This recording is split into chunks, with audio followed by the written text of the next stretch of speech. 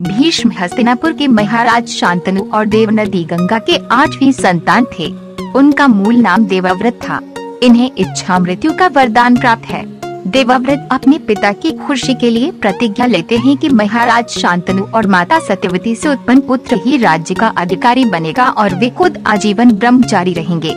महाभारत में भीष्म पिता में सबसे महत्वपूर्ण पात्रों में से एक थे। वे हस्तिनापुर के महाराज शांतनु और देवनदी गंगा के 8वीं संतान थे। उनका मूल नाम देवव्रत था। गंगा ने जब शांतनु से विवाह किया तो उन्होंने अपने पति के सामने एक शर्त रखी कि मैं जब भी कोई काम करूंगी तो आप उसमें हस्तक्षेप नहीं करेंगे।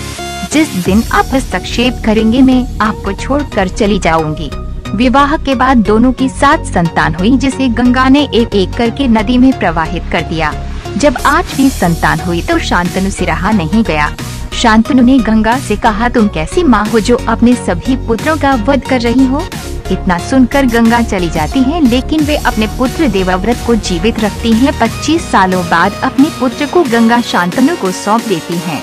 इधर महाराज शांतनु सत्यवती के प्यार में पड़ चुके होते हैं, लेकिन अपने पुत्र के वापस मिलने के बाद वे देवव्रत को हस्तिनापुर का युवराज बनाने की घोषणा कर देते हैं।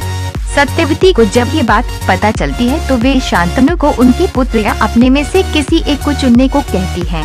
शांतनु अपने बेटे की खुशी चुनते हैं, जिस कारण उनकी दूरी सत्यवती से बढ़ जाती है और वे दुख में जीवन जीने लगते हैं। देवव्रत से अपने पिता की ऐसी हालत देखी नहीं जाती और वे शांतनु के साथी से पूरी बात जान लेते हैं, जिसके बाद गंगा पुत्र सत्यवती के पास जाकर अपने पिता की खुशी मांगते हैं।